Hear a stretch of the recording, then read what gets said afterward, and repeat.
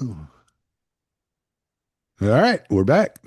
Me and John Weeks reading Ordinary Men and talking nonsense in the process. So I've already read through chapter one and chapter two today a little bit. I haven't read chapter three, but I figure we'll probably get through three chapters. The first chapter is like 1.5 pages.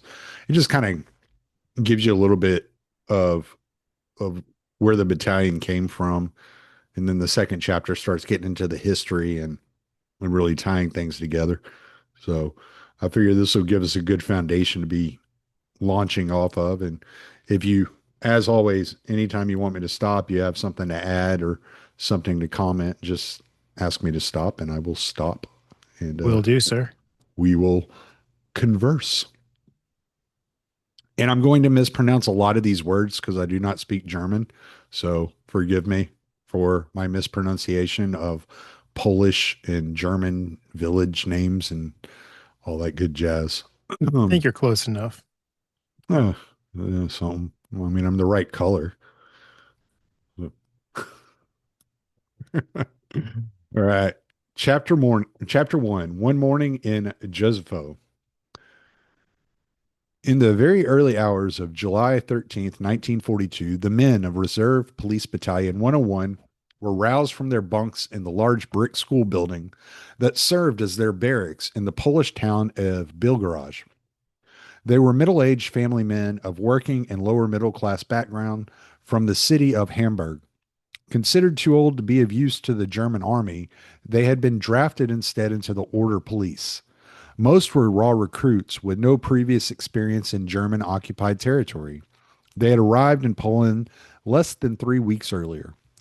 It was still quite dark as the men climbed into the waiting trucks.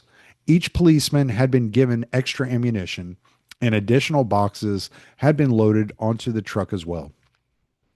They were headed for their first major action, though the men had not yet been told what to expect. The convoy of battalion trucks moved out of Bilgarage in the dark, heading eastward on a jarring washboard gravel road. The pace was slow, and it took an hour and a half to 2 hours to arrive at the destination. The village of Josepho, a mere 30 kilometers away. Just as the sky was beginning to lighten, the convoy halted outside Josepho. It was a typical Polish village of modest white houses with thatched straw roofs. Among its inhabitants were 1,800 Jews. The village was totally quiet. The men of Reserve Police Battalion 101 climbed down from their trucks and assembled in a half circle around their commander, Major Wilhelm Trapp, as a 53-year-old career policeman affectionately known by his men as Papa Trapp. This time had come for Trapp to address the men and inform them of the assignment the battalion had received.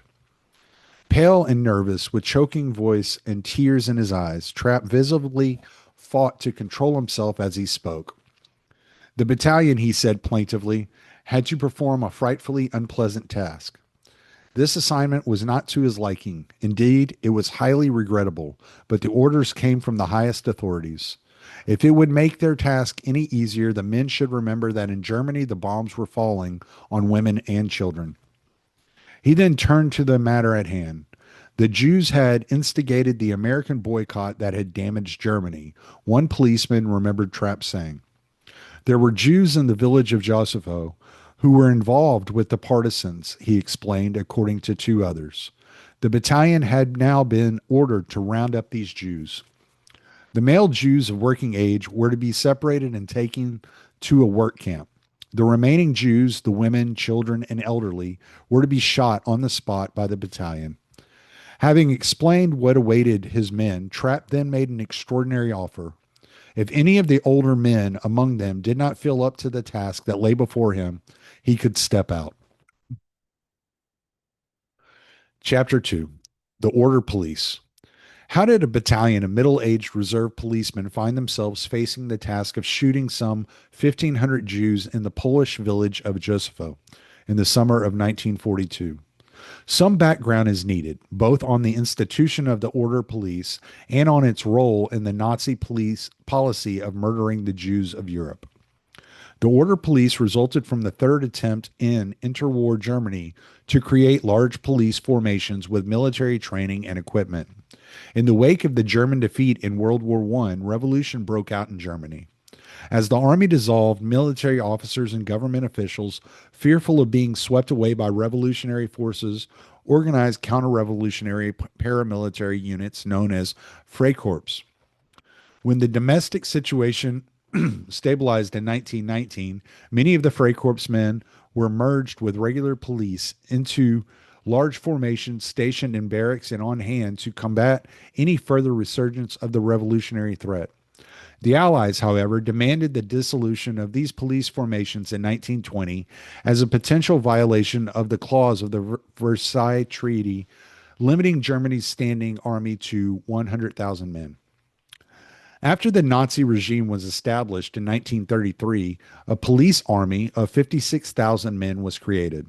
These units were stationed in barracks and given full military training as part of Germany's covert rearmament.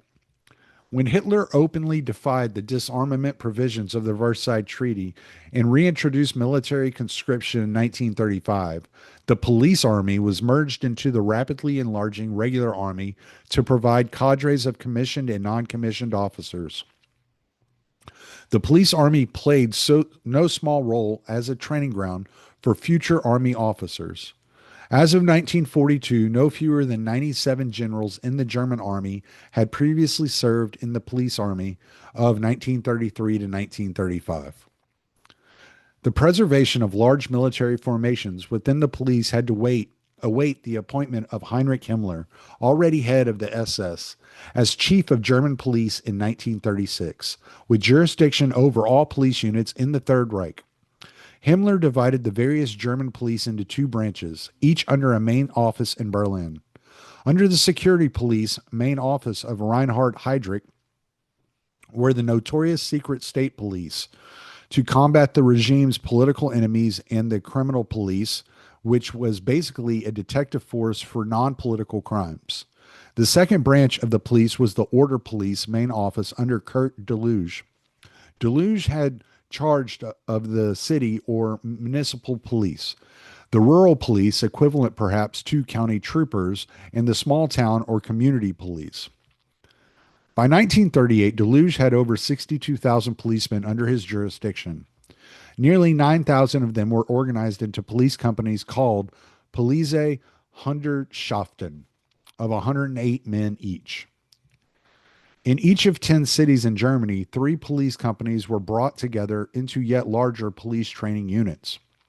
In 1938 and 1939, the Order Police expanded rapidly as the increasing threat of war gave prospective recruits a further inducement. If they enlisted in the Order Police, the new young policemen were exempted from conscription into the army. Moreover, excuse me, because the police battalions, like U.S. National Guard units, were organized regionally, they seemed to offer the guarantee of completing one's alternative to regular military service not only more safely, but closer to home. With the outbreak of war in September 1939, the Order Police had reached a strength of 131,000 men. The big threat to its large military formations was, of course, absorption into the German army, a move avoided through a compromise for which the Order Police paid a heavy price. Many of its best units were formed into a police division of nearly 16,000 men that was put at the disposal of the army. It subsequently fought in the Ardennes in 1940 and took part in the attack on Leningrad in 1941 before Himmler got it back in 1942 as the 4th SS Police Grenadier Division. 2 police regiments raised in newly seized Danzig were also transferred to the army in October 1939. Finally, the Order Police provided over 8,000 men for the Army's military police, or Feldgendarmerie. Feldgendarmerie. Man, these German words, man, because what they do is they take shorter words and they push them together to make one long word that means like 6 different words in English. So that's why they're so damn difficult to say. And Afrikaans does that with some words too. I am slightly familiar with some of it, but like some of these words, I'm just like, okay, please don't make me say this. In return, the other draft age men of the order police remained exempt from military conscription. To replenish its ranks, the order police was allowed to recruit 26,000 young German men, 9,000 volunteers born between 1918 and 1920, and 17,000 volunteers born between 1909 and 1912, as well as 6,000 so-called ethnic Germans or Volksdeutsche who lived who had lived outside Germany prior to 1939. In addition, the order police received authorization to conscript 91,500 reservists born between 1901 and 1909, an age group not as yet subject to the military draft. Order police conscription was gradually extended to still older men, and by mid 1940, the size of the order police had grown to 244,500. The order police had scarcely been taken into account in pre war mobilization plans, and little thought had been given to its possible wartime use. But Germany's military success and rapid expansion quickly created the need for more occupation forces behind the lines. With the outbreak of war, 21 police battalions of approximately 500 men each were formed from the various police companies and training units in Germany. 13 of them were attached to armies invading Poland. They were subsequently involved in rounding up Polish soldiers cut off behind the advancing lines, collecting weapons and military equipment abandoned by the retreating Poles, and providing other services to secure the rear areas. The number of police battalions rapidly expanded to 101 by mid 1940 as the 26,000 new young recruits and many of the older drafted reservists were formed into battalion units as well. 13 battalions were stationed in German occupied central Poland, known as the General Government, and 7 were stationed in the western Polish territories annexed to the Third Reich, the incorporated territories. 10 were stationed in the occupied Czech lands of Bohemia and Moravia, known as the Protectorate. In addition, 6 battalions were stationed in Norway and 4 in the Netherlands. The order police were quickly becoming an essential source of manpower for holding down German occupied Europe. The new battalions were created in 2 ways. First, to provide the necessary cadres of non commissioned officers, career policemen, and pre war volunteers from the initial battalions that went into Poland in 1939 were promoted and distributed to the newly formed units, whose ranks were filled with older drafted reservists. These battalions were designated reserve police battalions. Second, particular units were formed from among the 26,000 young volunteers allocated to the order police in the fall of 1939. They would become, in effect, the new elite formations of the order police. The presence of the order police in the general government was felt in 2 ways. First, in each of the 4 districts into which the general government had been divided, Krakow, Lublin, Radom, and Warsaw, a permanent regimental commander and staff were established. Each district regiment was composed of 3 battalions that were constantly changing as they were rotated out from Germany on tours of duty. Second, there was a thin network of smaller units of order police throughout the general government. In each of the major Polish cities, a Schutzpolizei station was established. Its primary task was to supervise the Polish municipal police. In addition, there were 30 to 40 small gendarmerie posts in the medium-sized towns of each district. Both the Schutzpolizei and the gendarmerie units, like the 3 battalion commanders, reported to the district commander of the order police, the KDO. By the end of 1942, the total strength of the order police in the general government had reached 15,186 men. The Polish police under order police supervision numbered 14,297.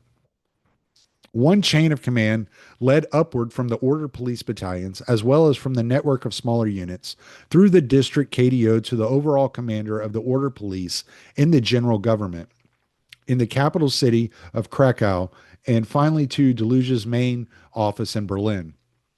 This was the normal chain of command for matters solely concerning the local order police units. However, there was a second chain of command for all policies and operations that involved the joint action of the order police with the security police and other SS units. In the general government, Heinrich Himmler had appointed a higher SS and police leader, Frederick Wilhelm Kruger, as his personal representative, with special responsibility to coordinate any actions involving more than one agency of Himmler's sprawling SS and police empire.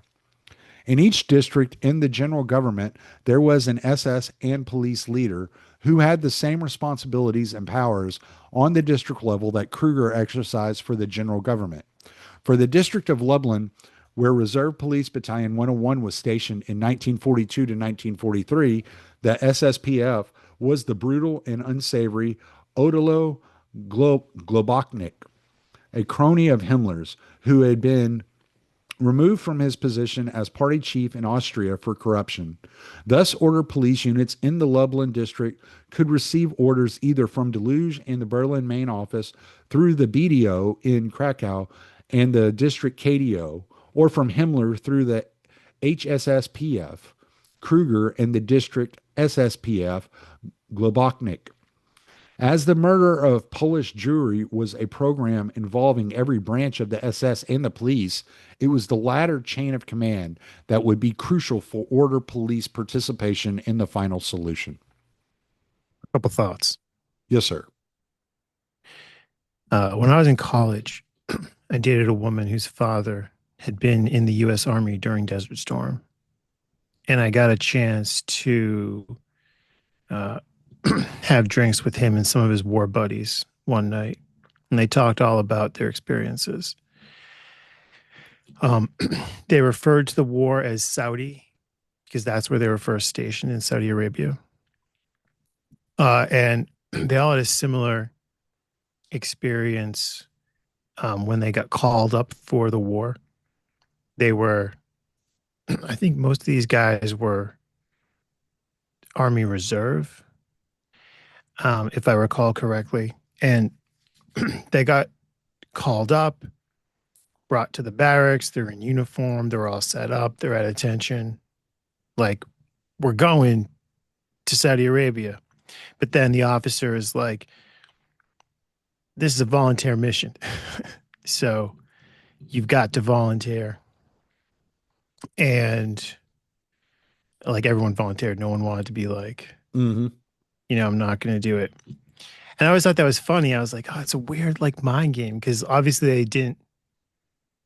At the time, I thought, oh, well, yeah, they didn't just send them a letter like, hey, would you like to volunteer? Because people are going to say no. I could see how they're using that psychology. But so I thought about that in the first chapter, where the commanding officer, the Papa, is like, look, anybody who doesn't want to do it doesn't have to do it. But it's like, you're already there. Yeah. It's not like he's like, yo, tomorrow we're going to go do this. Anybody who doesn't want to go, just don't be here tomorrow. Like, he gets you there in uniform, armed.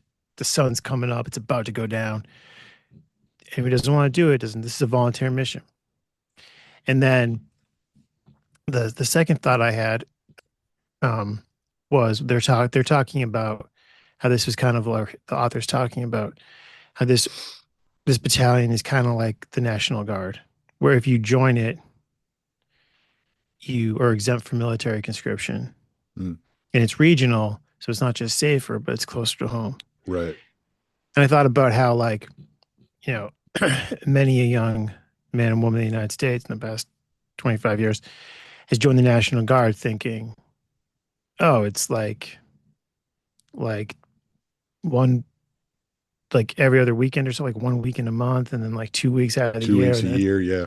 If there's a hurricane, I'll be like stacking sandbags or right, yeah. And then it's like, you're going to Iraq. Yeah. And I was like, that. Well, you got to get the sand for the sandbags. It's like, and I know, like, people would talk about, like, during Katrina, the New Orleans or the Louisiana National Guard is like is literally in Iraq, and stories like that. But I'm like, well, I mean, like, that's one thing, but this, like, where it's like, avoid the war, serve safely, closer to home. And then, like, actually, we need you to do a genocide. Yeah. To shoot women and children in this village this morning. Anyone who doesn't want to, you don't have to. But you're here, so what are you going to say, no?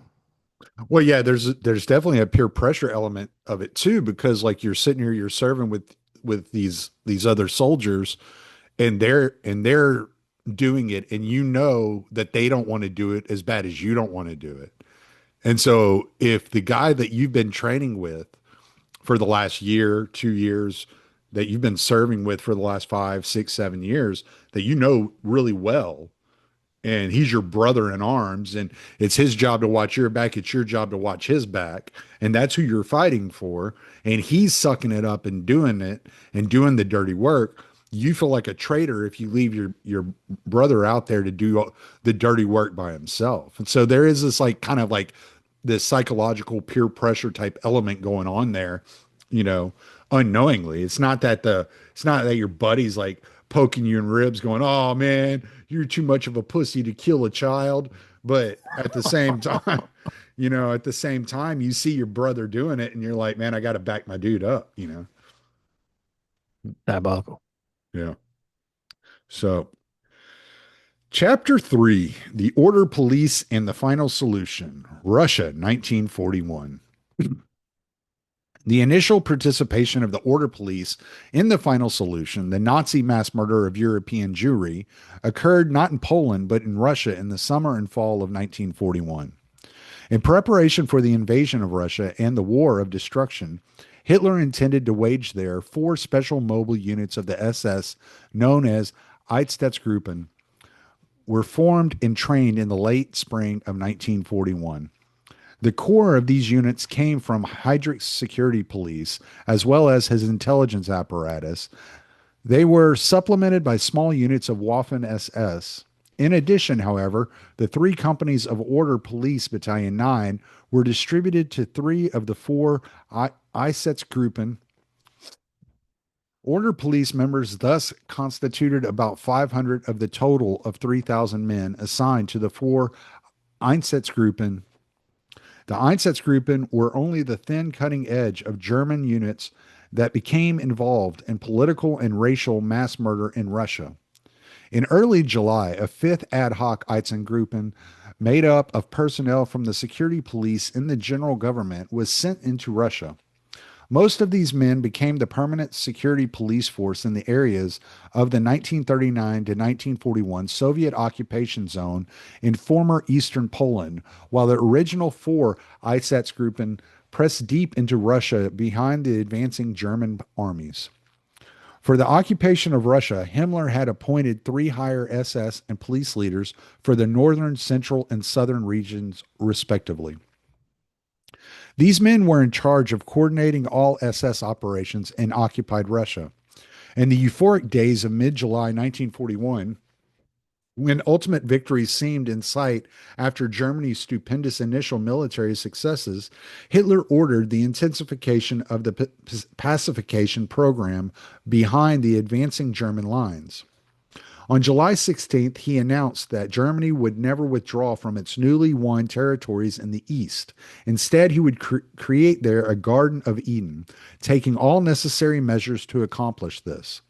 It was fortunate that Stalin had given the order for partisan warfare, Hitler said, because it gives us the opportunity to exterminate anyone who is hostile to us. Naturally, the vast area must be pacified as quickly as possible.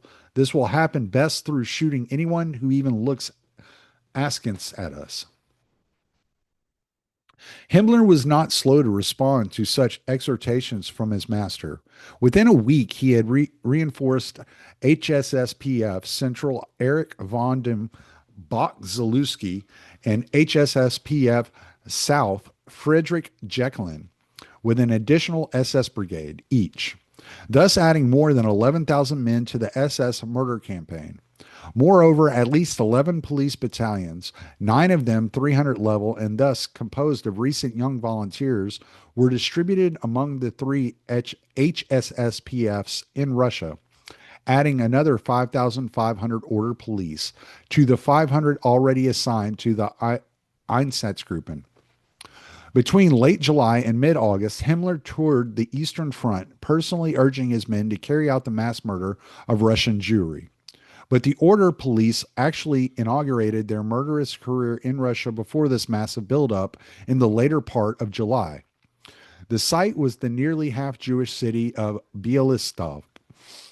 On this on the eve of the German invasion of Russia, dubbed Operation Barbarossa, Major Weiss of Police Battalion 309 met with his company commanders.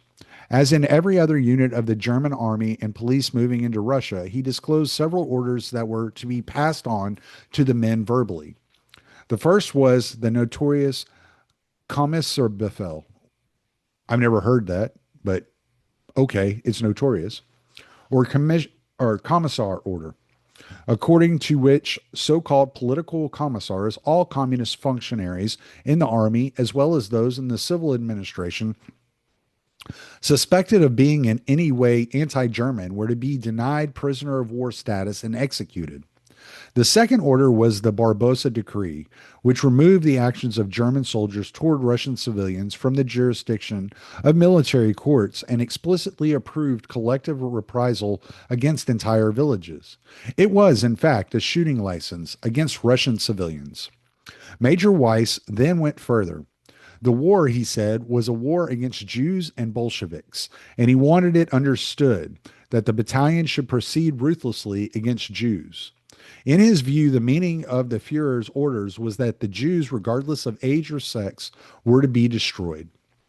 After entering the city of Bialystok, Major Weiss on June 27th ordered his battalion to comb the Jewish quarter and seize male Jews, but he did not specify what was to be done with them.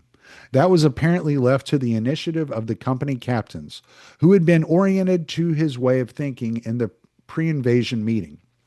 The action began as a pogrom, beating, humiliation, beard burning, and shooting at will as the policemen drove Jews to the marketplace or synagogue.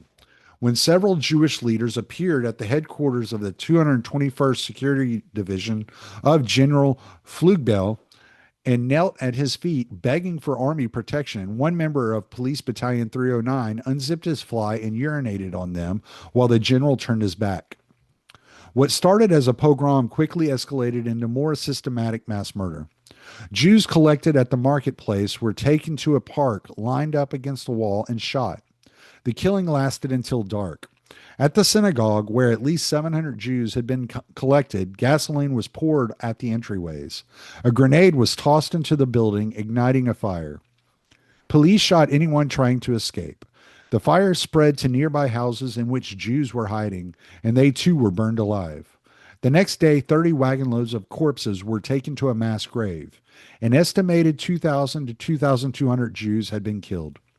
When General Flugbel sent a messenger to Major Weiss to inquire about the fire, the major was found drunk. He claimed to know nothing about what was happening. Weiss and his officers subsequently submitted a false report of the events to Flugbel. If the First Order Police massacre of Jews in Bialystok on June 27th was the work of an individual commander who correctly intuited and anticipated the wishes of his Fuhrer, the second in mid-July involved clear and systematic instigation from the very highest echelons of the SS, namely Erich von dem Bach-Zelewski, Kurt Deluche, and Heinrich Himmler. Police Battalion 309 moved eastward, and Police Battalions 316 and 322 entered Bialystok in its wake. The official daily record or war diary and various reports and orders of Police Battalion 322 are among the rare surviving order police documents that have reached the West from Soviet archives. They allow us to trace subsequent events in Bialystok. The pre-invasion orientation of Police Battalion 322 was apparently not as vicious as that of Police Battalion 309, but it was certainly not free of ideological exhortation. Major General Retzlaff delivered a farewell address to the battalion in Warsaw on June 10th. Every member had to be careful, he advised, to appear before the Slavic peoples as a master and show them that he was a German. Before leaving for Russia on July 2nd, the men were informed that any political commissar was to be shot and that they had to be tough, determined, and ruthless. The battalion arrived in Bialystok on July 5th and 2 days later was ordered to carry out a thorough search of the city for Bolshevik commissars and communists. The war diary entry of the following day makes clear what this meant. A search of the Jewish quarter, allegedly for plunder seized by Jews before the German arrival. The German police, in fact, carried off 20 wagon loads of booty during the search. By July 8th, the battalion had shot 22 people. It was a matter almost exclusively of Jews. On the same afternoon of the July 8th search, the battalion received a surprise visit from the Reichsführer, SS, and Chief of German Police, Heinrich Himmler, and the commander of the Order Police, Kurt Deluge. The battalion commander, Major Nagel, was invited to the dinner given that evening by HSSPF Central Bok-Zelewski in Himmler's honor. The following morning, Deluge held a review of the police battalions in Bialystok in Himmler's presence. In his speech, Deluge emphasized that the Order Police could be proud to be participating in the defeat of the world enemy, Bolshevism. No other campaign had the significance of the present one. Now Bolshevism will finally be destroyed for the benefit of Germany, Europe, yes, the entire world. 2 days later, on July 11th, Colonel Montua of the Police Regiment Center issued the following order. Confidential. By order of the higher SS and police leader, all male Jews between the ages of 17 and 45 convicted as plunderers are to be shot according to martial law. The shootings are to take place away from cities, villages, and thoroughfares. The graves are to be leveled in such a way that no pilgrimage site can arise. I forbid photographing and the permitting of spectators at the executions. Executions and grave sites are not to be made known. The battalion and company commanders are especially to provide for the spiritual care of the men who participate in this action. The impressions of the day are to be blotted out through the holding of social events in the evenings. Furthermore, the men are to be instructed continuously about the political necessity of the measures. The war diary falls strangely silent about what happened in Bialystok following Montua's ordering of executions, but subsequent judicial proceedings in Germany unveiled the course of events. There was, of course, no investigation, trial, and conviction of so-called plunderers to be shot according to martial law. Male Jews who appeared to be between the ages of 17 and 45 were simply rounded up and brought to the stadium in Bialystok on July 12th. When the stadium was nearly filled, Bok-Zelewski visited the site and valuables were collected from the Jews. It was a very hot day during which the Jews neither received water nor were allowed to go to the toilet. Beginning either the same day or the following morning, trucks from the motor pools of both police battalions began shuttling the Jews from the stadium to anti-tank ditches in a forested area outside the city. Most of Battalion 316 and one company of Battalion 322 guarded the shooting site and were formed into firing squads. Bok-Zelewski again appeared on the scene and gave a justifying speech. The shooting lasted until nightfall, and then the policemen attempted to carry on the executions under the headlights of their trucks. When this proved unsatisfactory, the action was broken off and completed the following day. The German courts concluded that at least 3,000 Jews had been shot, though it must be kept in mind that for judicial convenience, such figures always represent an uncontested minimal estimate of victims and not the most probable number, so as to remove that issue from judicial dispute. The murder campaign against Russian Jewry accelerated in the late summer and fall of 1941, and the war diary of Police Battalion 322 reveals its continuing involvement.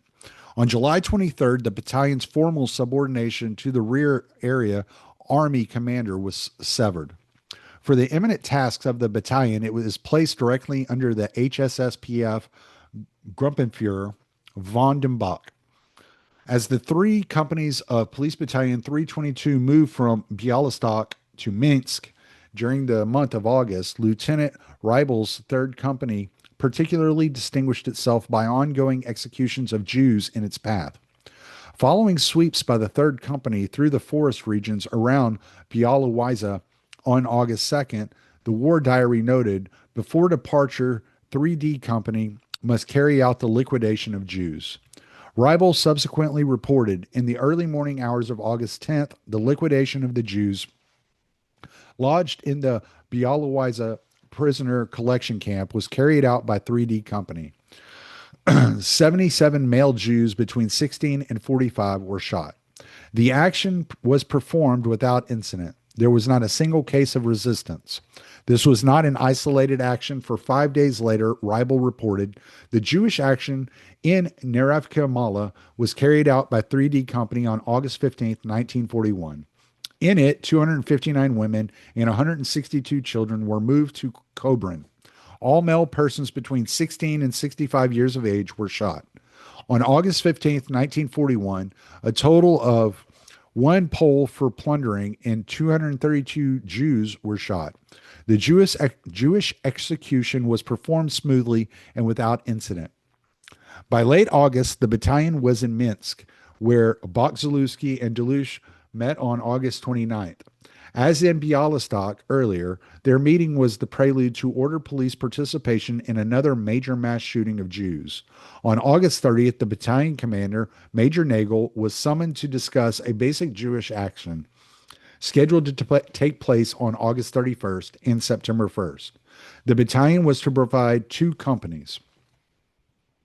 On August 31st, the 1st and 3rd companies of Police Battalion 322 moved into the Minsk ghetto, where they seized some 700 Jews, including 74 women. The following day, Reibel's 9th Company took part in the execution of more than 900 Jews, including all of those seized the day before. For this first shooting of large numbers of Jewish women, the author of the war diary felt the need to provide a justification. They were shot, he explained, because they had been encountered without the Jewish star during the roundup. Also in Minsk, it has been discovered that especially Jewesses removed the marking from their clothing. Ever anxious to get credit for his company's body count, Reibel dutifully reported in the Jewish action of September 1st, the Jews seized on August 31st were shot. Shot by 9th Company were 290 men and 40 women. The executions proceeded smoothly. No one resisted. In a subsequent action in Mogilev in early October, the need to explain the shooting of Jewish women was no longer felt. For October 2nd, the war diary recorded 9th Company from 3:30 p.m., the entire company. Jewish action in the ghetto of Mogilev, together with the staff of the higher SS and police leader Russia Central and Ukrainian Auxiliary Police, 2,208 Jews of both sexes seized, 65 shot on the spot attempting to escape. On the following day, 7th and 9th Companies, together with the staff of the higher SS and police leader Russia Central, execution of a total of 2,208 Jews and Jewesses outside Mogilev, not far from the forest camp. The involvement of the police battalions in the central region of Russia was not unique. The scant surviving documentation indicates similar involvement in both the South and the North. HSS PF Russia South, Friedrich Jecklin, who commanded a total of 5 police battalions, was careful in his cryptic daily reports to give credit where credit was due. Excuse me. The following emerges from an incomplete collection of these reports. August 19th, Battalion 314 shot 25 Jews. Battalion 45 at Slavuta shot 522 Jews. August 22nd, Battalion 45 shot 66 and 471 Jews in 2 actions. August 23rd, Battalion 314 shot 367 Jews in a cleansing action. August 24th, Battalion 314 shot 294 Jews. Battalion 45 shot 61 Jews, and the police squadron 113 Jews. August 25th, Police Regiment South shot 1,324 Jews. August 27th, according to the first of 2 reports, Police Regiment South shot 549 Jews, and Battalion 314 shot 69 Jews. The second credited Police Regiment South with shooting 914 Jews. August 28th, Police Regiment South shot 369 Jews. August 29th, Battalion 320 provided the cordon, while the staff company of the HSSPF shot 15,000 Jews at Kamenets, Podolsky on August 26th through 27th, and another 7,000 on August 28th. August 31st, Battalion 320 shot 2,200 Jews in Minkovsky. September 1st, Police Regiment South shot 88 Jews. Battalion 320 shot 380. September 2nd, Police Regiment South shot 45 Jews. September 4th, Police Regiment South shot 4,144 Jews. September 6th, Police Regiment South shot 144 Jews. September 11th, Police Regiment South shot 1,548 Jews. September 12th, Police Regiment South shot 1,255 Jews. October 5th, Police Battalion 304 shot 305 Jews. Post war judicial interrogations in the Federal Republic of Germany, stemming from this scant documentation, uncovered further information about the murderous swath police battalions 45 and 314 cut across the Soviet Union in the fall of 1941. Police Battalion 45 had reached the Ukrainian town of Shepetovka on July 24th when its commander, Major Besser, was summoned by the head of Police Regiment South, Colonel Franz. Franz told Besser that by order of Himmler, the Jews in Russia were to be destroyed, and his Police Battalion 45 was to take part in this task. Within days, the battalion had massacred the several hundred remaining Jews of Shepetovka, including women and children. Three-figure massacres in various Ukrainian towns followed in August. In September, the battalion provided cordon, escort, and shooters for the execution of thousands of Jews in Berdichev and Vinnytsia. The battalion's brutal activities climaxed in Kiev on September 29th and 30th, when the policemen again provided cordon, escort, and shooters for the murder of over 33,000 Jews in the ravine of Babi Yar. The battalion continued to carry out smaller executions until the end of the year. Police Battalion 314 also began with relatively small three-figure massacres starting on July 22nd. It then joined Police Battalion 45 in the execution of several thousand Jews in Vinnytsia in September 1941 and shot 7,000 to 8,000 Jews in, I can't say that, on October 10th through 14th.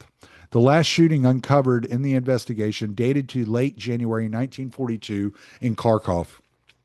The documentation from southern Russia provides a sketchy overview of the broad and continuous participation of order police units in the mass shootings of Jews, but it lacks detail. The documentation for northern Russia is just the opposite. Here we have no overview, but we do have one extraordinarily vivid description of an operation by Police Battalion 11, which had been stationed in the Kovno region since early July 1941. Its third company charged with guarding the Kovno ghetto. In third company charged with guarding the Kovno ghetto, in mid-October, the battalion commander was sent to Minsk with two companies of Battalion 11 and two companies of Lithuanian auxiliary police. The operations officer of the 707th Security Division gave the policemen their first task, the execution of all Jews in the village of Smolovichi, east of Minsk, as an alleged deterrent and warning to the civilian population not to help the partisans. The battalion commander claimed that he protested but was merely told by the operations officer and division commander that the German police could provide the cordon and leave the shooting to the Lithuanians. The massacre of the Smolovichi Jews was carried out as ordered. In late October, the two companies of Order Police and their Lithuanian auxiliaries were ordered by the army to liquidate all the Jews in Slutsk, south of Minsk, a town of some 12,000 inhabitants, one-third Jewish. Again, the measure was justified as a deterrent for the protection of German troops. What happened in Slutsk on October 27th was the subject of a report from the head of the German civil administration, there to his boss, Wilhelm Kube, in Minsk. Regional Commissioner Slutsk to General Commissioner in Minsk concerning Jewish action. In reference to my telephone report of October 27th, 1941, I submit the following to you in writing. On the morning of October 27th, about 8 o'clock, a first lieutenant of Police Battalion 11 from Kovno appeared. He introduced himself as the adjutant of the battalion commander of the security police. The first lieutenant declared that the police battalion had been assigned the task of carrying out the liquidation of all Jews in the city of Slutsk within 2 days. The battalion commander was approaching with a force of 4 companies, 2 of them Lithuanian auxiliaries, and the action had to begin immediately. I thereupon answered the first lieutenant that in any case, I first of all had to discuss the action with the commander. About 1/2 hour later, the police battalion arrived in Slutsk. As requested, the discussion with the battalion commander, excuse me, my allergy has been killing me. My nose is itching like crazy. As requested, the discussion with the battalion commander then took place immediately after his arrival. I explained, first of all, to the commander that it would scarcely be possible to carry out the action without prior preparation because all had been sent to work and there would be frightful confusion. At the very least, he was obligated to give one day's notice. I then asked him to postpone the action for one day. He nonetheless rejected this, noting that he had to carry out actions in the cities all around and only 2 days were available for Slutsk. At the end of these 2 days, Slutsk had to be absolutely free of Jews. I immediately lodged the sharpest protest against this, in which I emphasized that a liquidation of the Jews could not take place arbitrarily. The larger portion of Jews still present in the city consisted of craftsmen and their families. One simply could not do without the Jewish craftsmen because they were indispensable for the maintenance of the economy. Furthermore, I referred to the fact that white Russian craftsmen were, so to say, utterly unavailable, that therefore all vital enterprises would be paralyzed with a single blow if all Jews were liquidated. At the conclusion of our discussion, I mentioned that the craftsmen and specialists, insofar as they were indispensable, had identification on hand, and that these Jews were not to be taken out of the workshops. It was further agreed that all Jews still in the city, especially the craftsmen's families, whom I also did not want to have liquidated, should first of all be brought to the ghetto for the purpose of sorting. 2 of my officials were to be authorized to carry out the sorting. The commander in no way opposed my position, so in good faith I believed that the action would therefore be carried out accordingly. Several hours after the action began, the greatest difficulties were already becoming apparent. I discovered that the commander was not at all abiding by our arrangement. Contrary to the agreement, all Jews, without exception, were being taken from the factories and workshops and sent off. A portion of the Jews were in any case taken through the ghetto, where many were grabbed and selected out by me, but most were loaded directly on trucks and without further ado liquidated outside the city. Shortly after noon, complaints were already coming from all sides that the workshops could no longer operate because all Jewish craftsmen had been removed.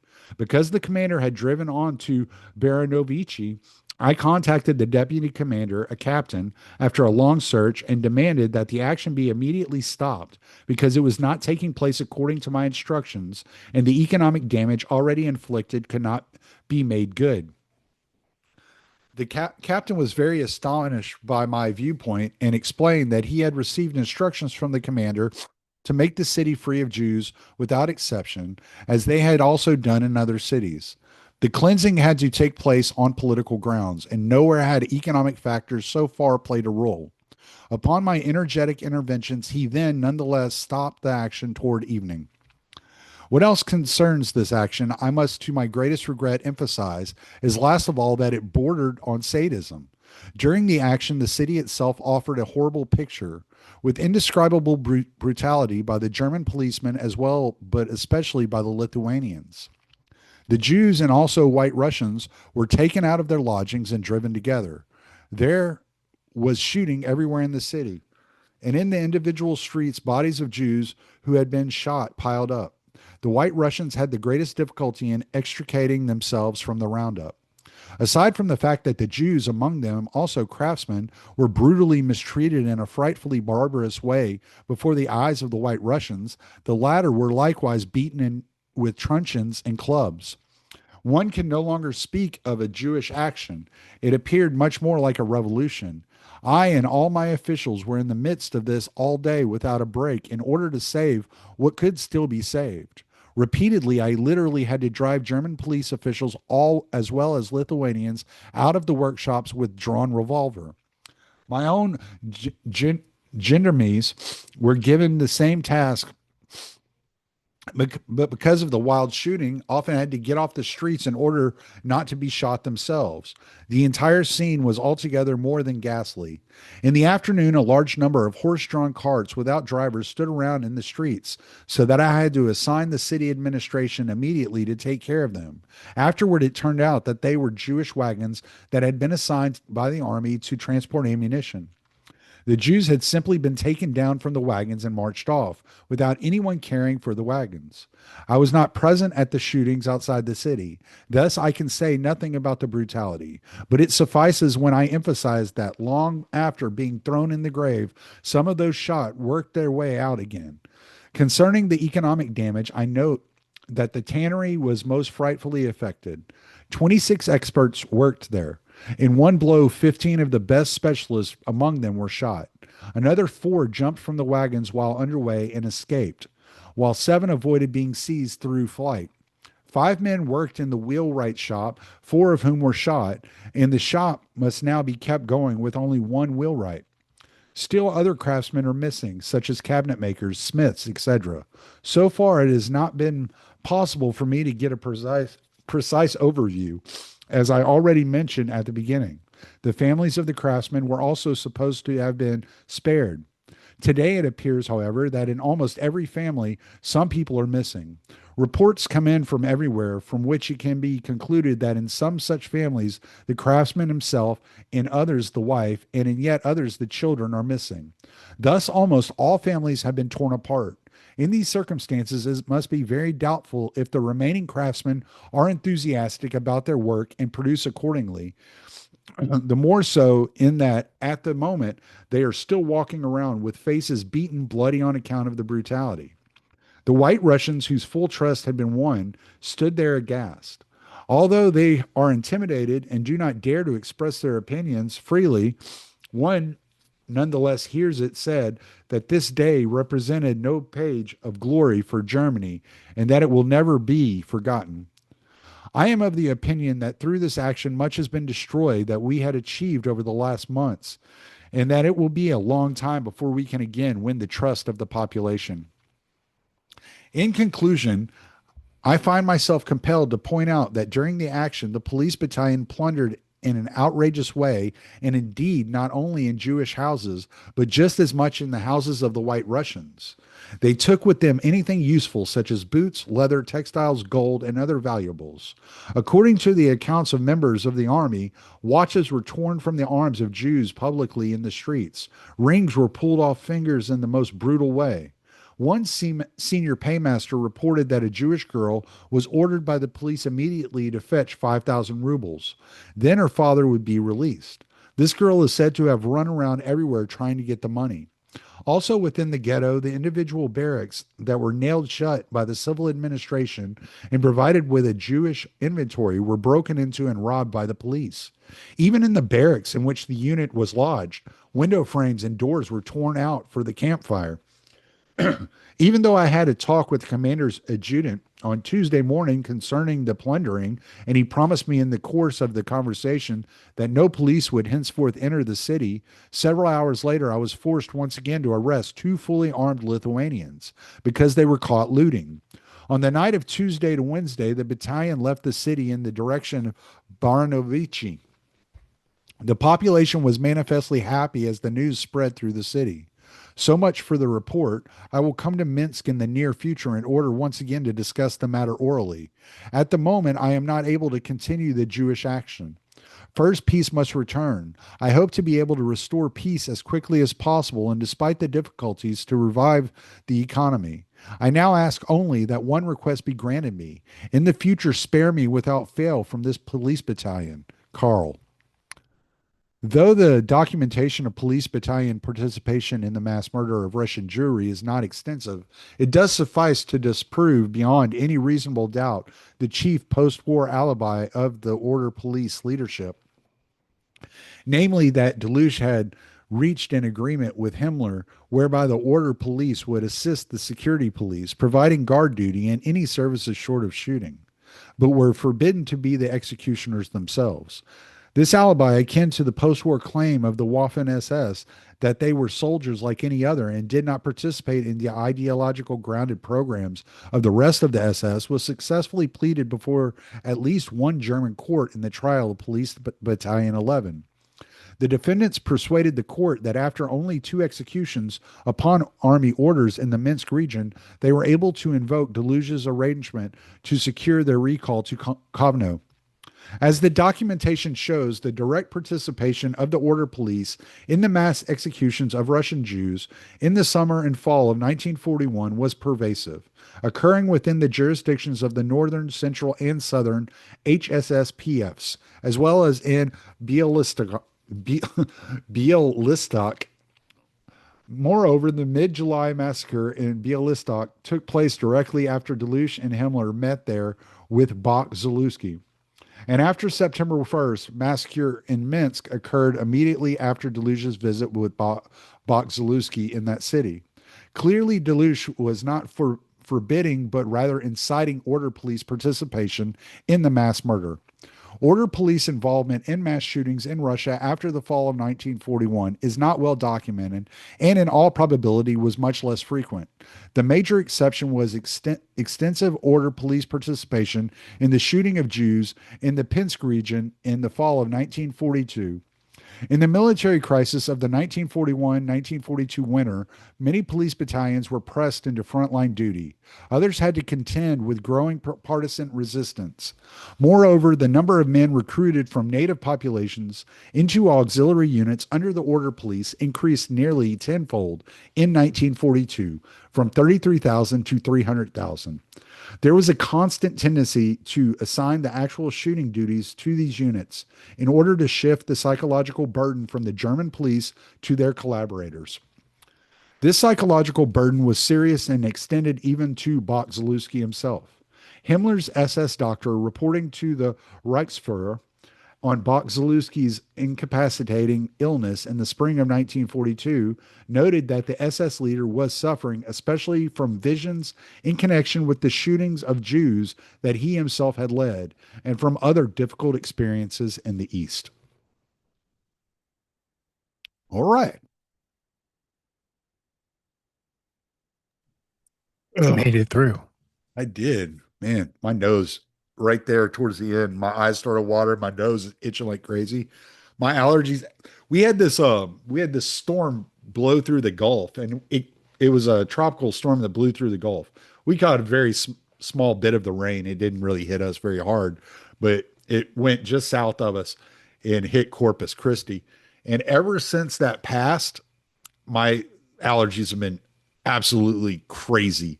I don't know what it washed up. I don't know what it stirred up in the air, but Pick my something allergies up. have been going crazy ever since then. I mean, I hate allergies. So rough.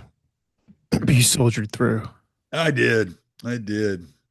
Mouth getting dry, eyes watering, nose itching, but I made it.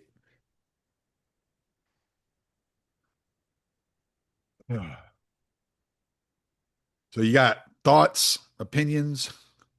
I got thoughts. Got thoughts. I remember reading about the um the Greek secret police years ago, and that how they would train them to carry out atrocities. Mm, And it would start with beatings. You would beat prisoners, yeah. not by yourself, with a group of men. And they would, so you wouldn't kill them, you just beat them up. And they would refer to them as tea parties.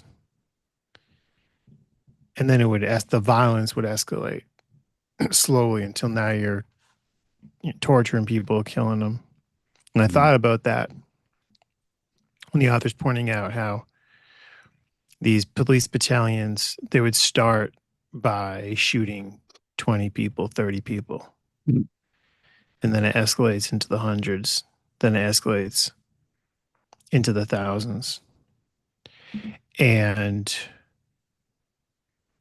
even before they started killing people, it started with sort of, hey, we just want you to like round these people up and then, remove them from this village. But what you actually do with them is not specified. It's up to the certain lower level officers. And that started out as a program. They're beating the people, they're humiliating them, they're um, plundering their possessions.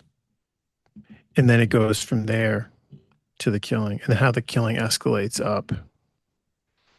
And that something about that really seems important to me about human nature. It's hard to get someone to just spend an entire day. Like there's one part in there where they spent the entire day shooting people, Mm-hmm. but that wasn't the first day on the job, Right. and that's important. Yeah, you got to desensitize the person to the violence. And so you start small. It's just like anything. I mean, when you go, I mean, you can put this in any context. When you go start a new job, you're not doing the hardest task the first day, right? They start you slow. They start you off. They teach you the basics. They're teaching you the ropes. You're getting to know things. And before you know it, you're the manager, right? Like a year, 2 years later, you're the manager and you're in charge of all this stuff. But you didn't start off as the manager.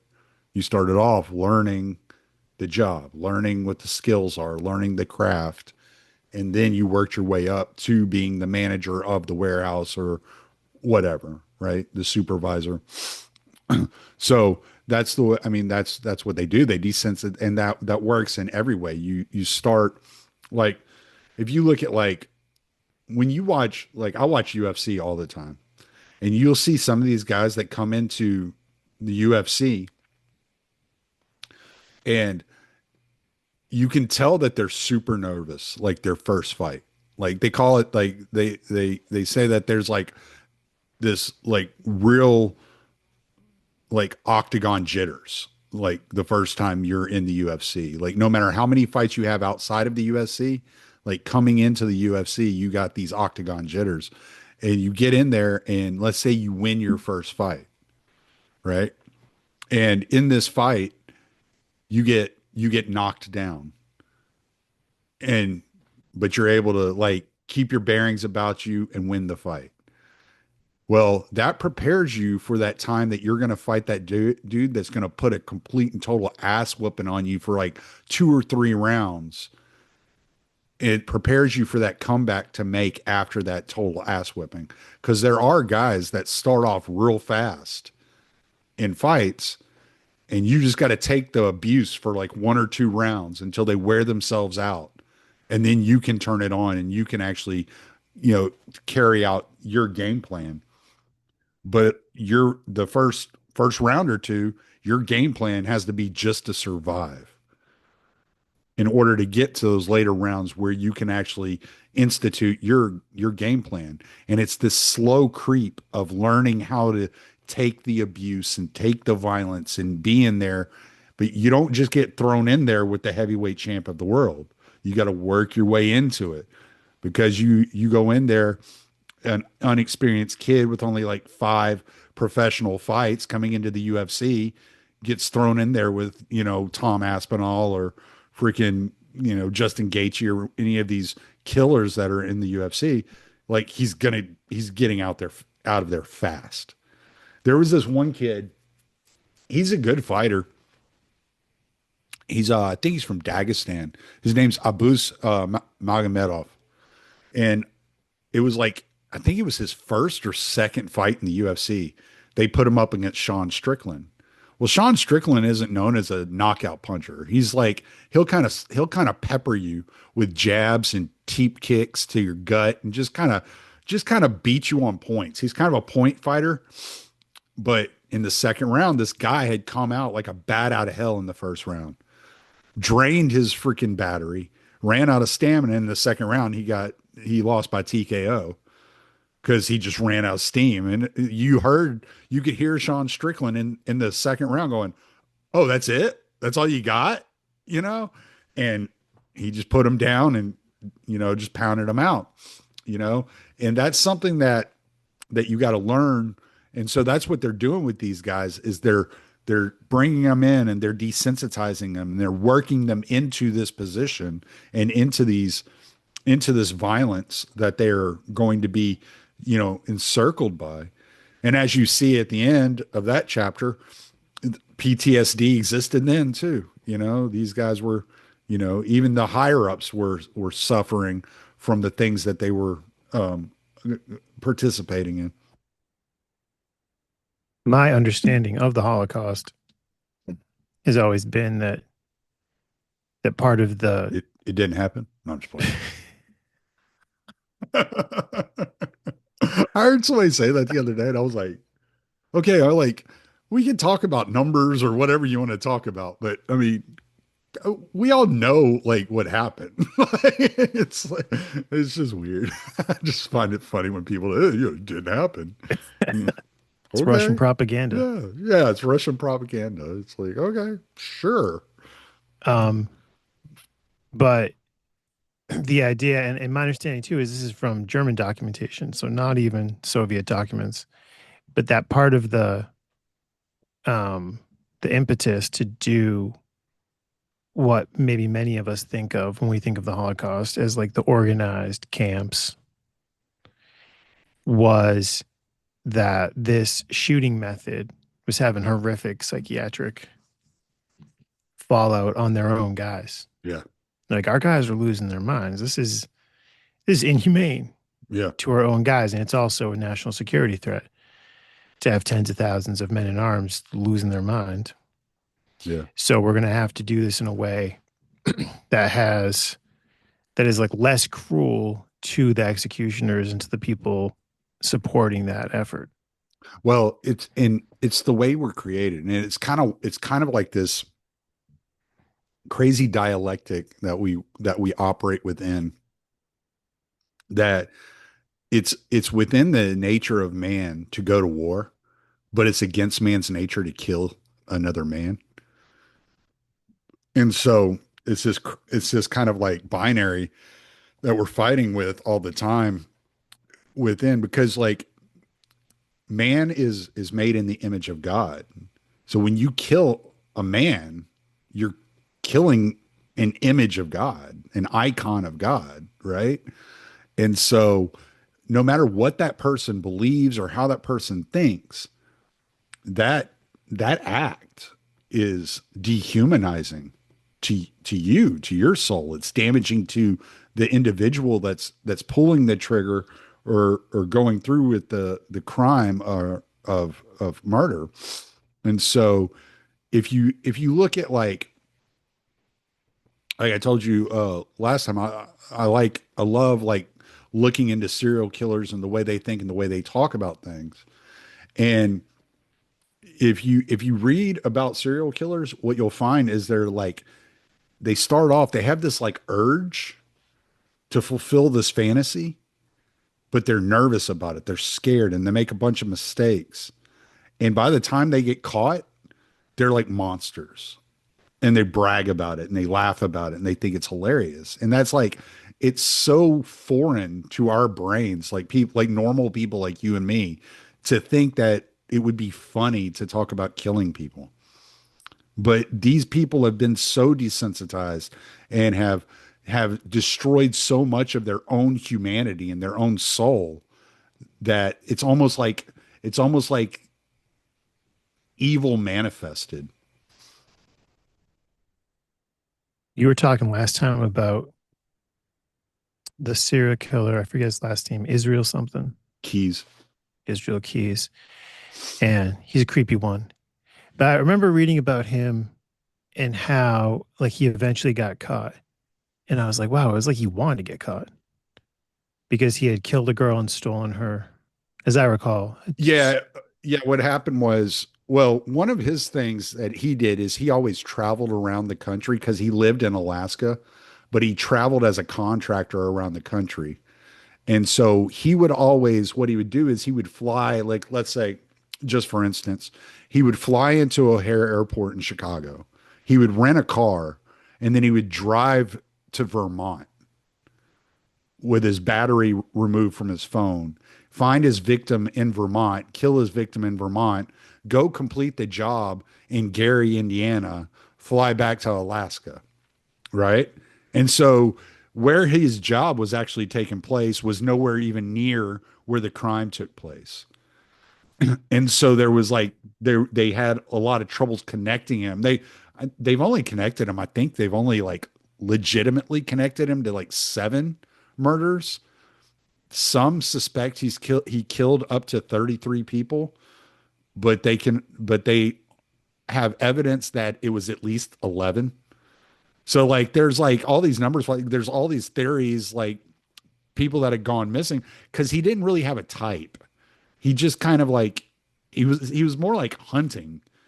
He was kind of a eerie guy. So what happened was he was always killing away from home. So there was no way to trace it back to him. Well, he took this girl out of this coffee house in the middle of the night and he was caught on camera. And he usually, what he would do is when he would take people, he would take their vehicles and he would commit the acts in their vehicle, ditch their vehicle, and then make his way back to his vehicle, whether it was a rental car or in this case, it was his personal vehicle. Well, they had him and his vehicle on security camera footage. And then he started using her debit card in Texas. And they were like, well, this girl's been missing for like 3 weeks at this point. And her debit card's being used and all this money's being withdrawn from her account. And so they had all these like records and they knew generally where he was. And what he said is he said that it wasn't that he wanted to get caught, it's that he lost control. That urge within him, he just couldn't contain it anymore because he had asked the girl, he had originally gone to the coffee shop just to rob the place because he didn't only kill people, he wasn't only a serial killer, he also robbed banks and he liked to burn down churches. Damn. Right? Yeah, like this dude was like wild. Like he would do he from what I understand what he would do is he would kill somebody and he would be on this high, this adrenaline rush, and he wouldn't be able to like he was like I need to do something else. So he would go like sit outside of a bank and wait for him to open the doors and before they opened the bank when the managers first got there, he would kick the doors in and rob the bank. Damn. And then he would go and off into the middle of nowhere and find like an abandoned church or something and set it on fire. He's just trying to get rid of all this energy that he had built up from this rush.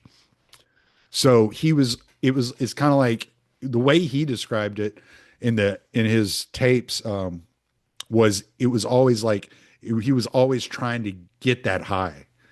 And it was like he could go shorter and shorter periods of time between the highs. And so it got hectic the last year. And so when he took this girl, he said he was originally just going to rob her if she didn't have a car.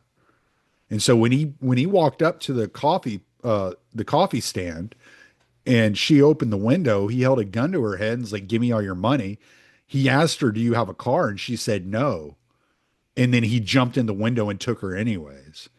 So and then on top of that, in order to get her debit card, because she didn't have it on her, he had to go to her parents' house and break into her truck and steal her debit card out of her truck. Damn. Yeah.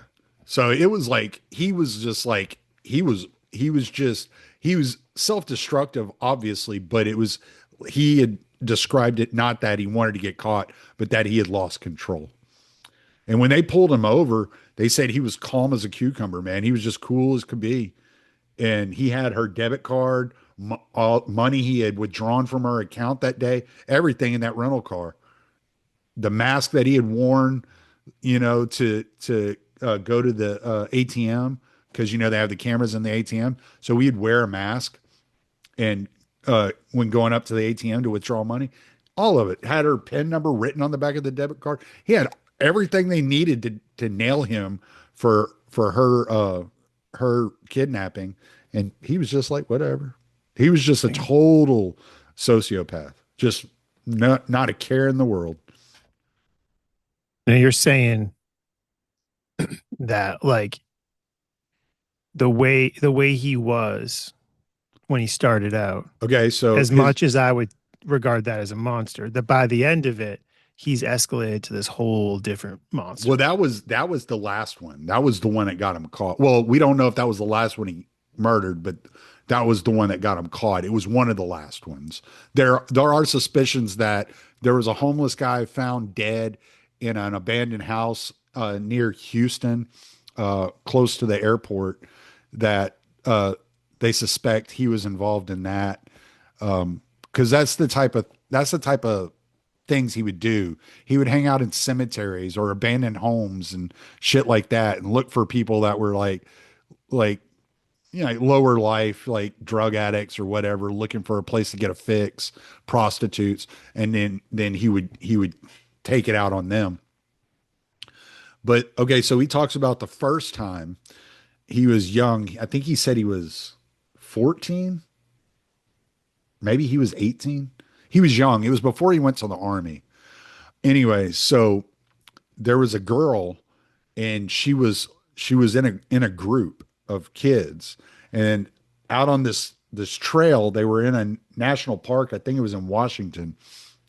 And on these trails, they had like outhouses, kind of, for people that were walking the trails. If they needed to use the bathroom, they could use the outhouse. And they only clean the outhouses like once every like 2 months or something like that. And he knew what the system was. He knew how it worked because that's where he grew up, and he was always in those woods up there.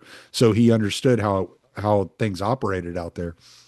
So his whole plan was he was looking for someone small enough he could throw down into the bottom of the outhouse, Damn. like when he was done with them. So this one girl, she was with this group of people, and he's like, okay, she's the perfect size. And she had kind of fallen behind the group. So he grabbed her, brought her into this outhouse, tied her up in the outhouse, and actually sexually assaulted her in the outhouse. And before he could kill her, she convinced him to let her go. And he was so nervous about this being his first time doing any of these things, he let her go. Wow. Yeah. And then by the end of it, there was no talking to this guy. Like, if he grabbed you, he wasn't going to talk to you. He said, if I talked to somebody, I felt like I had made a connection with them, and I wasn't going to go through with what my plans were for them. So I made it a point not to have a conversation with them. Damn. Yeah. So, So now this is what's so crazy. You have this guy by himself, monster, wants to kill people, is killing people, raping people, hunting them. Then you have the police battalion where most of the individual guys don't want to do it,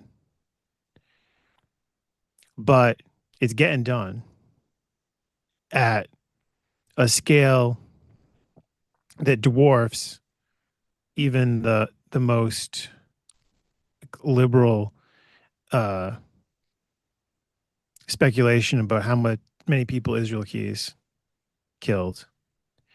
But you do see that there's, based on that letter of complaint from the officer, mm-hmm. that it's like escalating into this mass sadism. Yeah.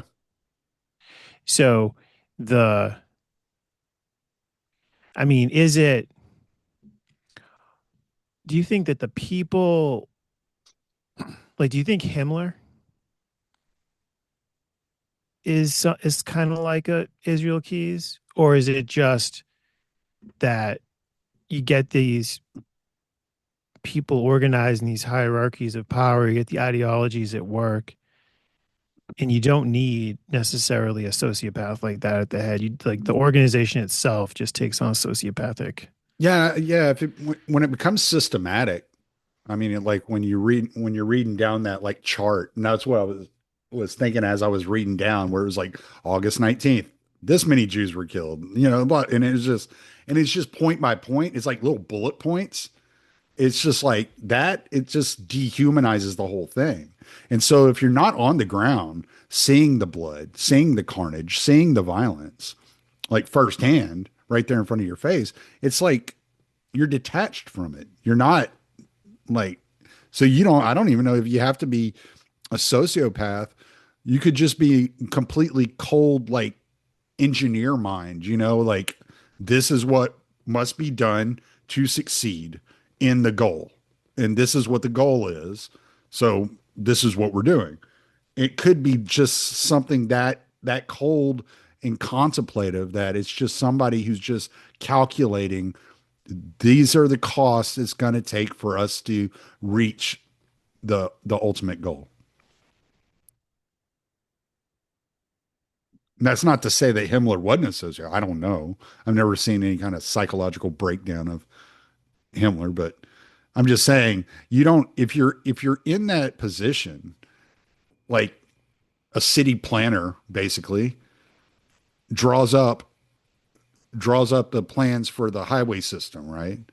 And they're like, given the highway system, the way it's drawn up, we expect our city to bring in such and such millions of dollars every year. As a result of us designing the city in this way, we expect 200 traffic deaths every year. We believe that the cost of 200 lives is worth the such and such $1 million that the city will gross every year. It can be something that easy. I remember before the October 7th Hamas attack on Israel in 2023, just reading about the situation with Israel and Palestine, listening to the Scott Horton show. I remember thinking, like, damn, like, where is this going to go? This is going to go to genocide. Like, this is going to go to, like, worst, in my mind, like, worst case scenario, like the Marines on the U.S. Marines on the ground Palestine, just shooting the Palestinians. Mm-hmm. And I was like, oh, they're always talking about this greater Israel. And I didn't realize at the time the greater Israel meant like parts of all these other countries. I Right. thought it was just like the occupied territories. Yeah, I thought it And was I just was like, West Bank and Gaza at yeah, first. that's what I Yeah. thought it was. And I was like, well, all right, well, if it's like they're not going to give them a state and they're not going to make them part of Israel and give them actual full citizenship. And like the only logic of this is going toward them all being killed. Why don't we just why don't we just take them all and bring them to America? Mm-hmm. So I like did like the thought experiment as if like I'm not in the government. I have no say in this, but I did a thought experiment like I was in the government and that was my project. Benevolent relocation. We're gonna bring, all these people here. But of Like course, like the Dave Smith joke about moving Israel to Canada. I haven't seen that one. Oh, dude, it's on his first special. It's hilarious. I gotta check that out. That's he's like funny. the Canadians are so nice that it would take them years to figure out that it had happened, but once they did, they'd be like, "You guys, next time you gotta ask." It was really funny. It's a funny bit. Yeah, so just bring the Palestinians here and like, okay, give them taxpayer funded houses and education and stuff. And sure, like some of them are going to be upset and commit horrific terrorist acts, but I'll have to like be like, well, I mean, like the moral price is worth it. We were going to like kill all these people and there's going to be all this blowback terrorism. And I can just like picture myself like in the meetings and there's like other bureaucrats that don't like my plan and they're attacking my plan on MS Now. And I'm like, oh, like, it's personal for me now. And how that could escalate to really horrific stuff. So then we send in the Marines to just round the people up, Mm, but they resist and kill some Marines. And the next thing you know, we're dropping napalm. I'm like signing the papers to drop the napalm right, because they killed our guys. And it didn't start out that way. right. Well, and that's So what I had said. Well, I think I even texted Scott. I'm pretty sure I said it on the podcast when Israel first went into Gaza. I said the only way that Israel wins this war is if they kill every male in Gaza. That's it. Like enslave every female and kill every male. That's it. I'm not going to say like, oh, only this age, only between these ages. No, every male, because those little boys will grow up to be soldiers at one point in time and they'll want payback for what happened to their bloodline. You're going to have to kill every male. And, and I was like, America doesn't have the wherewithal, the, the fortitude to go through with something like that. Our civilian population is much too compassionate and too humanitarian to watch our military do something like that.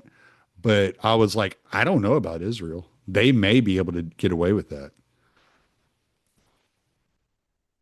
Definitely giving it the old college try. Yeah, I ain't no lie. But I know I had told Scott, and I'm pretty sure I'd said it on the podcast. I was like, that's the only way Israel wins this war and puts it like, and it's freaking done and over with is every person that identifies as Palestinian in Gaza, maybe even in the West Bank. I mean, I didn't even go as far as thinking about the West Bank, but every male that identifies as Palestinian would have to be put down. Well, let me ask you this, because I've talked to Scott about America's defeat in Afghanistan, Mm. you know, and like, what about people who say like, oh, like we we won the war in Afghanistan, but then we made the political decision to leave. And he's like, well, it's more like we made the political decision to stay. And at that point, the only way you're going to keep this government that excludes the Pashtuns as a group, Mm. there's some Pashtuns in the government, but as a group, they're not represented. So Right, now right. they're waging an insurgency against you. The only way to defeat that, if at all, is to just start dropping hydrogen bombs. Mm-hmm. And America was not Yeah, just willing to do that. yeah. So now, And I'm not saying that's a bad thing. I'm just saying that right, our that's just the our facts on the citizen ground. population Right. will not tolerate those types of actions from our government. Like that's just all there is to it. So now you have this American kind of Israeli war on Iran Mm. that's gone sideways. That's that the best option, many would say, is just leave. For the US, just bring the troops home, just say, declare victory. We showed them no nuclear weapons. Um, but I mean, do you think that the US government would, I mean, sure, the civilians would be upset and might put a stop to further attacks, but do you think that the US government would unleash nuclear weapons? And then the Israeli government, by all accounts, has nuclear weapons and they can't, I mean, they're in the neighborhood, so they're not going to, unless they decide to give up on that territory and just fall back to the strategic depth of, Miami. How close do you think we actually are to that happening?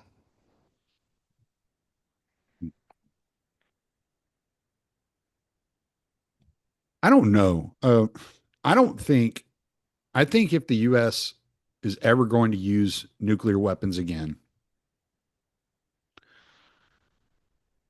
it's going to be a reaction to someone else using nuclear weapons, right? So even if it's like one of the what do they call it, the little strategic nukes that are supposed to be like smaller, whatever, dirty bombs or whatever they call them, maybe a reaction to something like that.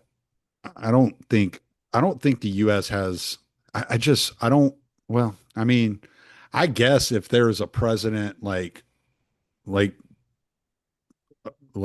about to be out of office or already looking at possibly being tried for war crimes or something like that. But I think there's too much international pressure. Even though I'm not a big believer in international law, just because it's like who has the power to uphold international law? and it's basically the United States. Like, and so it's like, okay, so it's not international law. It's who we say broke the law. It's US law. It's hegemonic law. Um, but I think the international community would have a real problem with the world's superpower making the statement. I mean, because what you're saying, if you turn a nuclear to your nuclear arsenal, you're saying we have no other option, right? You're saying we can't beat you with just military force. We have to turn to the nuclear option, which is why it's called the nuclear option. I don't think, like Donald Trump, for instance, I don't think he's uh, brave enough to admit defeat. So I don't think he would do that because you're admitting defeat if you turn to that, right? Um, Israel, I have no idea what Israel's capable of. Honestly, I couldn't even begin to guess um, what Israel, what Israel would or would not do. Um, they seem like Netanyahu just seems like a lunatic to me. So I don't take anything off the table with him. I'm just like, I have no idea what this guy's capable of. You know, people talk about Donald Trump like he's this maniac and he's unpredictable. And I was like, there to me, there's no more unpredictable world leader than Bibi Netanyahu. I couldn't tell you what he's thinking and what he's going to do. Um, He's got a lot of bad incentives. That guy. yeah, yeah, I don't, yeah, I have no idea. I don't know. I don't know if they would use a nuke. I mean, I would hope not. Like, I would kind of, I don't, when I look around the world and I think about the countries that have nuclear weapons and who I think would be most likely to use it, I mean, the first thought always comes to my mind is Pakistan. I just feel like they're unstable. I just 60% of their population is inbred. Like it's how how stable can a nation of incest be? So I don't know. So that I mean that's always the first one that comes to my mind. But Ancient incest, yeah, modern nuclear weapons. That's yeah, a bad exactly. combination. Yeah, yeah. That's where my mind goes when I think about like who's most likely to use a nuclear weapon. But I mean that's that is kind of ignoring the history that we are the only country in the world that's ever used nuclear weapons. But you also have to remember the circumstances of that. We were the only country that had them at that time, right? So it's not like anybody It can was a new answer us, technology. right? Nobody could have answered with the same firepower. So it was kind of like, oh, you get this one free kind of deal, you know? So, um, that's not justification of using them. I don't think the U.S. should have used them, but you know, I mean, I can I can say that all day long. It doesn't change the fact that the U.S. did use them, and so, but yeah, it was kind of one of those situations where nobody could respond in kind. Now people can respond, so there is that whole idea of you know of not wanting to destroy humanity. Like so, so I don't know. I know some people like would argue against that, but I just don't. I don't think we're going in the direction of nuclear weapons. I think what's most likely going to happen. This and this is completely me looking at it, everything from a cursory perspective. I don't pay attention to the Iran war daily like Dave DeCamp and Scott and Kyle and those guys. They know much more about the war and what's happening in the war than I do and I ever will. But I think Trump's going to find a way to get some sort of deal with Iran that's going to piss off Benjamin Netanyahu, but it's going to, but Benjamin Netanyahu's going to be in a position where he's not going to have much choice because of the stockpile, and there's not going to be enough munitions for Israel to continue to defend themselves against Iran. And so I think it's going to be one of those, they're going to be put in a corner and they're going to have no choice but to just say, okay, like whatever. But until then, I don't think Israel's going to stop doing what they're doing. You know, they're going to keep bombing Lebanon. They're going to keep, attacking Iran until they're in a position where they have no more arms, no more ability to, you know, follow through. That's kind of what I expect. I don't, does that happen? I have no idea. Maybe the Israelis pick up a bunch of sticks and stones and like what was it, Mark Twain had that saying, I don't know what weapons World War III is going to be fought with, but World War IV is going to be fought with sticks and stones. So maybe that's what happens. Who knows?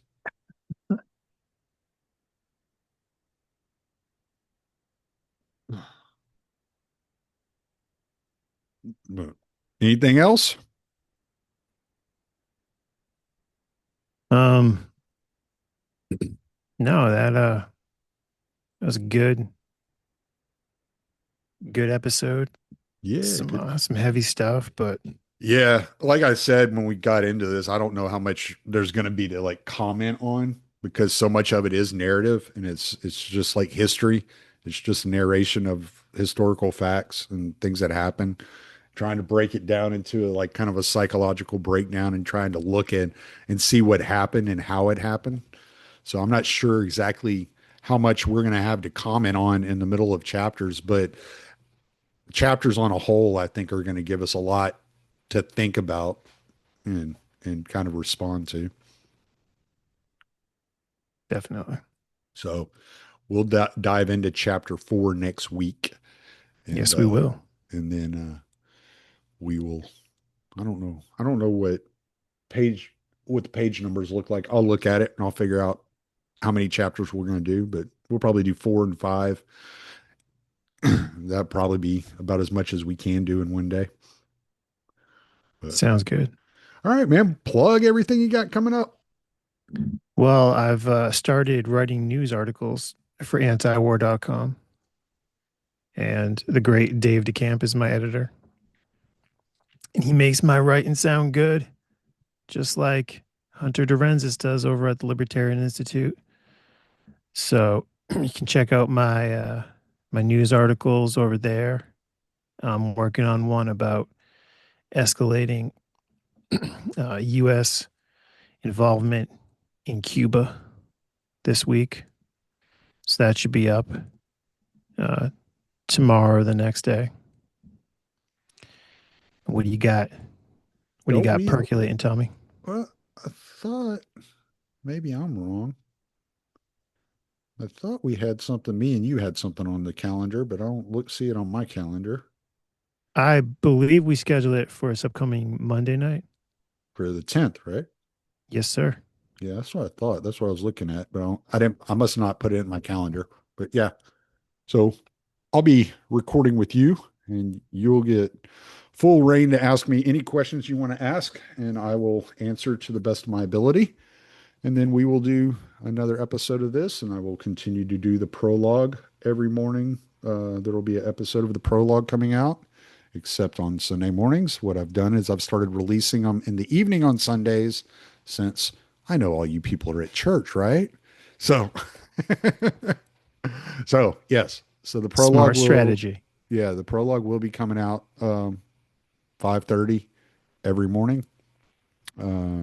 So I've already recorded tomorrow's, and tomorrow I will record the next day's, and I will keep doing that. So yes, that's all I got going on. And yeah, we're still reading. I still got. We're in chapter 5 of the Voyage of Saint Brendan the Navigator. I'm reading that, and so yeah, a lot of reading. A lot of reading. Good living. Yeah. So, but other than that, I just got to go drive a truck tomorrow now. We'll drive safely. Yes, sir. Let's stop this recording because I got to get ready to go to bed.